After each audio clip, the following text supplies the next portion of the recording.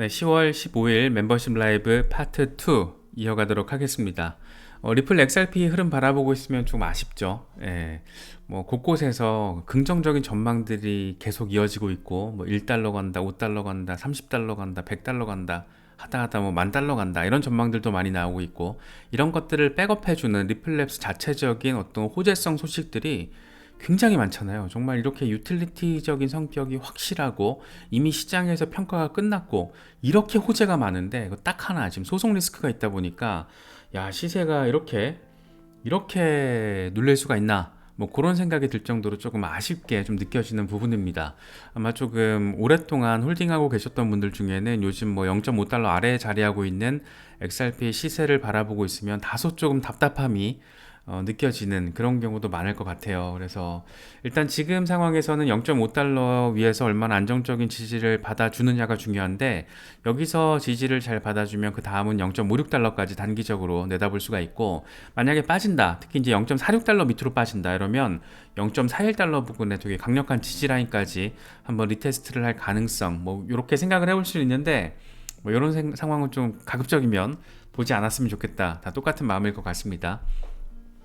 다크 디펜더 같은 경우에는 긍정적인 얘기를 하고 있습니다. 지금 0.52달러에서 0.46달러 이 박스권 사이에서 수평 이동이 이루어지고 있고, 사실 이 구간이 2017년 5월 이후에 지속적으로 또 전략적으로 바라봤을 때 가장 중요한 범위라고 할 수 있다. 특히 2020년 이후부터는 이 지지라인이 지금 유지가 되고 있어. 그래서 잘 지지받아주고 여기서도 돌파를 한번 해줬기 때문에 뚫어주고, 여기서 그러니까 1달러 돌파 지지를 확인해주면 그 다음은 1.8815달러, 그 다음은 5.85653달러, 이런 얘기를 하고 있습니다. 굉장히 전폭적인 숫자죠. 지금 이게 먼슬리 차트예요. 차트 하나하나가 지금 한 달 있는 건데, 삼각 패턴, 거대한 정말 메가 패턴이죠. 이 정도면 거대한 삼각 수렴 패턴이 마련되는 꼭지점 부분이 지금 기술적으로는 2025년 이후거든요. 그래서 월간 패턴이, 물론 여기서 이제 뭐 소송이 갑자기 뭐 합의가 된다거나 뭔가 긍정적인 재료가 하나 빵 나와준다면 여기서 그냥 뛰어 올라서겠죠. 올라가겠죠. 올라갈 거예요. 그럴 수 있겠죠. 뭐 이런 기대감을 가지고 있는 건데, 일단 패턴적으로는 요렇다라는 겁니다. 그래서 중장기적으로 지금 XRP가 흘러왔던 모양새를 보니까 잘 흘러가고 있구나. 잘 흘러가고 있구나. 특히 이번에 상단 저항 돌파에 실패했지만 이 라인이 굉장히 강력한 저항 라인이었다라는 거. 그래서 이 위로 뚫고 올라가지 못했지만 여전히 의미 있는 흐름에 대해서 우리가 기대해 볼 수 있는 포인트가 있고, 이때부터 계속 2017년 이후부터 계속 괜찮은 지지 구간이었어. 그러니까 너무 쫄 필요는 없을 것 같은데, 뭐 이런 얘기 지금 하고 있는 거죠. 이 리플랩스가 보여주고 있는 기술적인 혁신, 블록체인 기술을 활용한 국경 간 송금 혁신, 또 XRP 레저를 통해서 종합 블록체인 플랫폼으로 진화하는 모습을 보여주고 있는 이 혁신의 일환들은 상당히 굉장히 의미가 큽니다. 특히 영란은행이 발표했던 이 2024년 이후 로드맵, 국경 간 송금 결제와 관련된 2024년 이후의 로드맵 리포트를 보면 기술혁신 협력 파트너로서 또 리플을 명확하게 명시를 해놓고 있습니다. 보니까 제가 이거 홈페이지 들어가서 보니까 올해 1월 달에 발표를 한 거더라고요. 그래서 뭐 우리 같은 일반적인 사람들이 뭐 영란은행 리포트까지 홈페이지 뒤져가면서 실시간으로 바라보긴 어려우니까, 체크하긴 어려우니까, 그래서 조금 뒤늦게 지금 이게 요랬다라는 게 알려지면서 지금 요즘 들어서 요 며칠 사이에 또 이게 주목받고 있는 건데, 내용을 요약하면 이래요. 서로 다른 두 개의 시스템을 동기화하기 위해서 지금 리플과 공동 프로젝트를 진행하고 있다. 서로 다른 두 개의 시스템을 동기화한다는 건 결국에는 상호 운용성 얘기를 하고 있는 거죠. 그래서 민간 부문의 기업과 이 혁신 기술 혜택을 제공하려는 목표를 가지고 있다. 그러니까 영란은행이 리플과 같은 민간 부문 기업들과 잘 협력을 해서 혁신 기술의 혜택을 제공하려고 우린 노력하고 있다. 이런 얘기를 지금 영란은행이 하고 있습니다. 누구를 중심에 놓고? 리플을 중심에 놓고. 굉장히 재밌죠. 특히 이제 영란은행 같은 경우에는 리플랩스와 굉장히 오랜 시간 파트너 관계를 맺어온 곳이라는 점에서 지금 첫 번째 또 주목도가 되는 거고, 또 한 가지는 이미 이 CBDC 혁신과 관련해서, 블록체인 혁신과 관련해서 굉장히 전폭적으로 움직이고 있는 곳이 영국의 중앙은행 영란은행입니다. 이제 우리가 잘 알고 있는 것처럼 영국 같은 경우에는 전통적인 금융 강국이잖아요. 전 세계 금융의 중심지가 원래는 영국이었잖아요. 원조. 영국이었는데 지금 세상의 흐름이 한번 이제 미국 중심으로 세팅이 다시 되면서 영국이 사실 지금 스탠스가 굉장히 모호합니다. 특히 EU에서 나오고 나서 어떤 영국의 어떤 강력한 성장 엔진 이런 걸 우리가 바라보기가 어렵죠. 오히려 굉장히 뒤지기 어렵다. 먹고 살기가 어렵다. 물가 장난 아니다.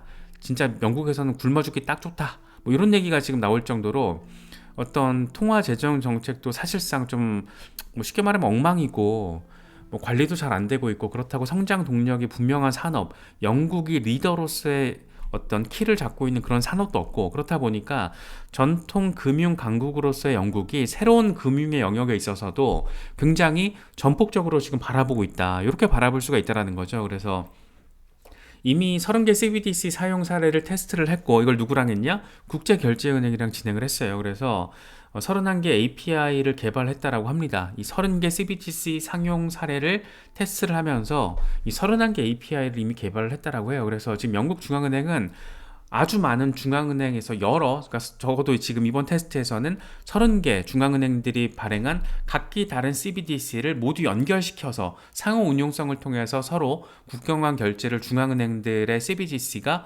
원활하게 진행될 수 있는, 그런데 이걸 제일 잘할 수 있는 게 어디다? 리플이다. 그런데 영국 중앙은행은 리플과 오래전부터 파트너십을 맺고 있고 이렇게 대놓고 리플과의 협력 사실, 방향, 의미에 대해서 설명을 하고 있다는 걸 우리가 느낄 수가 있어요. 그래서 지금 영란은행과 국제결제은행이 진행하고 있는 이 파트너십, 이 프로젝트의 이름이 이른바 프로젝트 로잘린드, API를 활용해서 소매 CBDC를 지원하고 안전하게 지불이 가능한지를 체크하는 게 핵심이라고 합니다. 그래서 디지털 파운드와 협의를 진행하고 있고 이건 꼭 미래에 필요한 부분이라고 우리는 결정을 내렸다라고 영란은행이 밝히고 있습니다. 그러니까 영란은행은 이미 방향성 세팅은 끝났어요.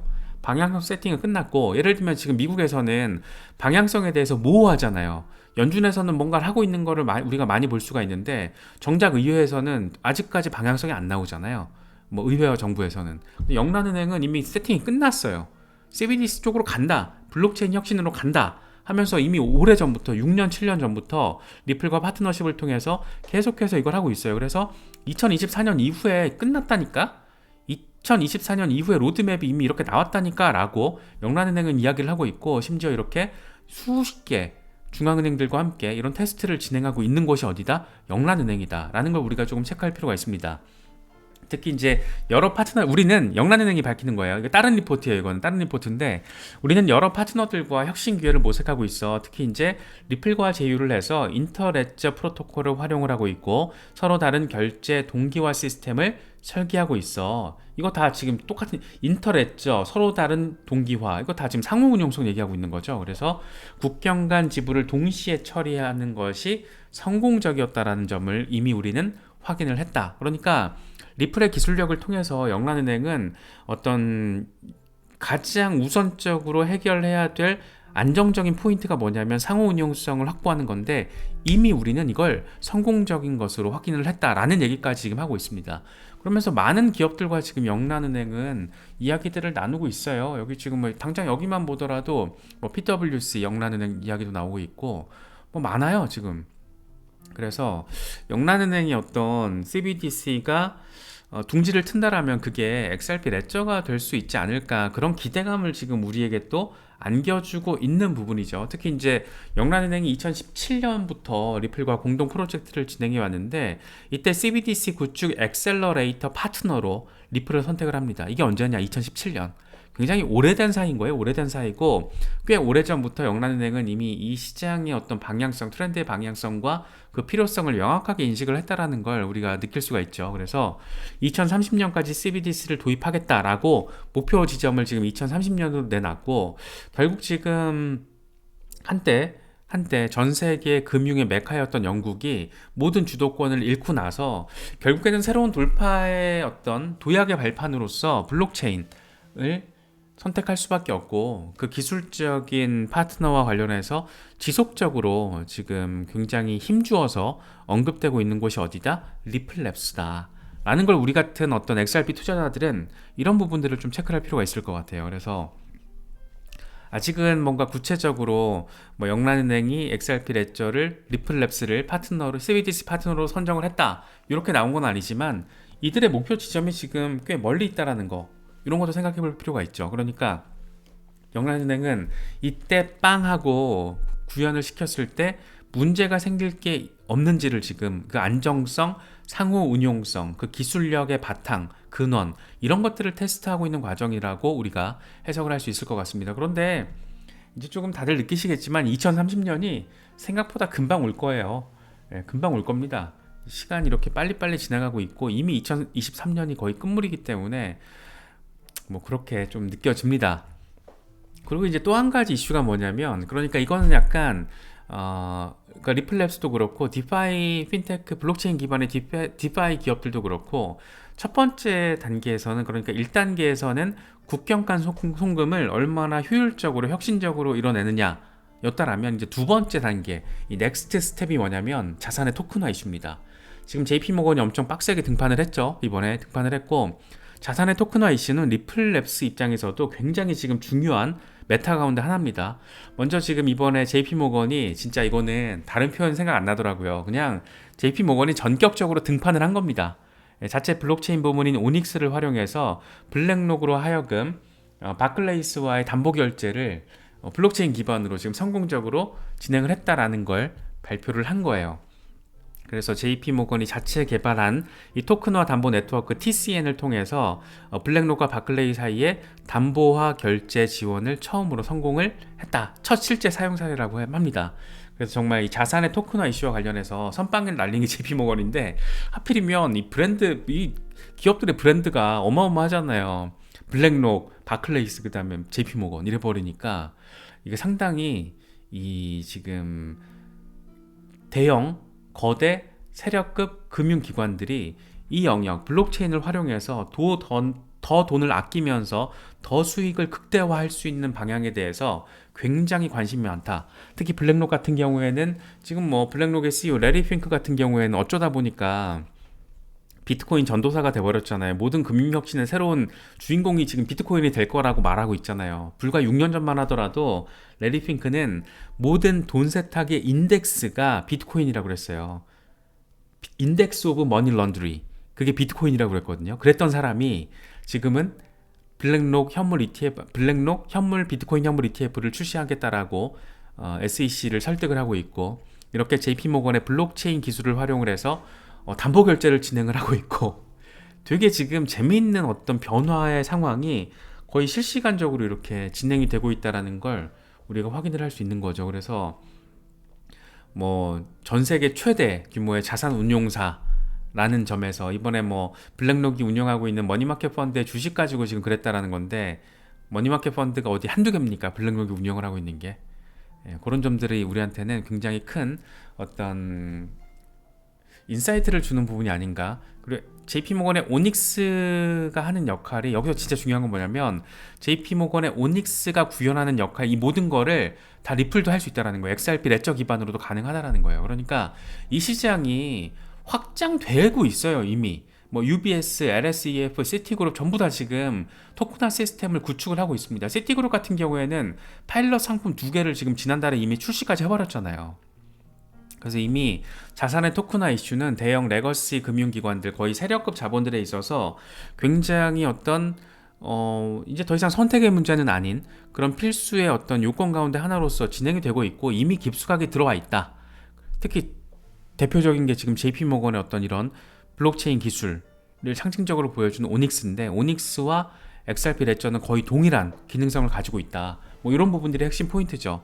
미국 의회조사국에서 그런 얘기를 한 적이 있어요. 현행 스위프트를 대체할 정도의 시스템 기술력을 가진 게 리플랩스의 XRP 레저, 그리고 JP모건의 블록체인 오닉스, 이 두 가지는 정말 기술적인 완성도가 그 정도로 높다라는 겁니다. 스위프트를 대체할 정도로. 그런데 스위프트를 대체한다라는 것은 국경 간 송금 결제를 대체할 수 있는 대체제의 역할, 기능성에 대해서는 평가를 받은 건데, 여기서 지금 한 단계 더 진화된 것들을 보여주고 있는 거죠. 그게 뭐다? 자산의 토큰화. 그걸 가지고 이미 지금 JP모건이 선방을 날렸고, 하필 비슷한 시기에 마스터카드가 또 CBDC 토큰화 테스트에 성공을 했다라는 소식이 전해졌습니다. 거의 뭐 이 정도면은 핀테크 산업의 핵심 테마 가운데 하나로 자산의 토큰화가 급부상하고 있다라고 표현을 해도 이상하지 않을 것 같아요. 그래서 CBDC를 다양한 블록체인에서 토큰화한 뒤에 풍부한 결제 옵션 제공이 가능한지에 대해서 테스트를 하고 있다. 여기서 다 나왔죠. 또 똑같은 얘기 하고 있는 거예요. 다양한 블록체인에서 풍부한 결제 옵션 제공 가능한 건지, 여러 블록체인에서 다양한 결제 지원이 가능한 건지, 결국에는 상호 운용성 얘기를 하고 있는 거예요. 그래서 특히 이번에 마스터카드 같은 경우는 개인적으로는 이 랩드 CBDC를 활용해서 테스트를 진행을 했다라는 거, 이것도 새로운 방식이 아닌가. 전 기술적으로는 이게 블록체인 기술로서 테크놀로지의 개념에서는 이게 어느 정도의 의미인지 모르겠어요. 그런데 CBDC를 락업시키고 그걸 랩핑한 CBDC 가지고 여러 블록체인을 통해서 상호 운용성을 증대시키면서 결제 지원이 가능하게끔 이걸 테스트하고 있다라는 요 컨셉, 요건 굉장히 재밌게 느껴지더라고요. 그래서 결국에는 이걸 보나 저걸 보나, 그러니까 어떤 방식으로 토큰화를 하든 지금 재미있는 방식으로 굉장히 의미 있게 진행이 되고 있고, 특히 이제 CBDC와 관련해서 마스터카드 이제 CBDC 파트너가 우리 다 잘 알고 있지만 리플랩스잖아요. 뭐 컨센서스도 들어가 있고, 그래서 마스터카드가 리플과 관련해서 조금 더 의미 있는 어떤 성과물을 보여준다라면 굉장히 재밌는 부분이고, 결국 지금 되게 중요한 게 상호 운용성이라는 걸 여기서도 느낄 수 있고, 여기서도 느낄 수 있고, 여기서도 확인할 수 있고, 그런데 이런 모든 굉장히 중요하다라고 상호 운용성과 관련해서, 국경 간 송금과 관련해서, 토큰화와 관련해서 굉장히 중요하다라고 할 수 있는 것들을 모두 다 구현할 수 있고, 지금 하나씩 구현하고 있는 게 JP모건의 오닉스 그리고 리플랩스, 물론 이제 알고랜드나 헤드라 해시그래프 같은 다른 유사 프로젝트들도 구현을 할 수 있을 거예요. 그런데 지금 시장에서 가장 전폭적으로 선택을 받고 실제로 이렇게 구현한 결과물을 보여주고 있는 거는 제가 지금 느끼기에는 JP모건과 리플랩스 뿐이 없는 것 같아요. 되게 의미 있게, 플러스 마스터카드까지.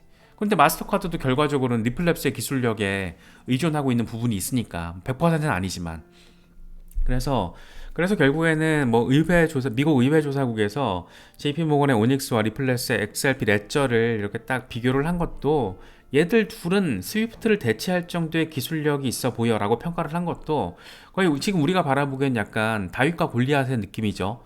리플랩스는 아직 상장도 되지 않은 정말 핀테크 스타트업이고, JP모건 정말 전 세계를 상징적으로 보여주는 세력급 금융 자본, 거의 돈에 미친 것들이잖아요. 되게 다윗과 골리앗의 느낌이 되게 강한데, 그럼에도 불구하고 거의 대등한 기술력을 시장에서 입증받고 있다. 이게 지금 중요한 포인트가 아닐까라고 개인적으로는 생각을 하고 있습니다. 그래서 이런 부분들이 저는 되게 재밌게 느껴지더라고요. 그래서 조금 요즘처럼 시세가 어질어질하고 좀 답답함이 느껴지시는, 특히 이제 XRP 홀더분들은 이런 전반적인 시대의 변화 양상들을 느껴보시고 바라보시고 리서치하시고 공부하시다 보면 어떤 장기 투자자로서 조금 더 멘탈 관리나 기업의 가치 분석을 하는 데 있어서 조금은 더 도움이 되지 않나 생각됩니다.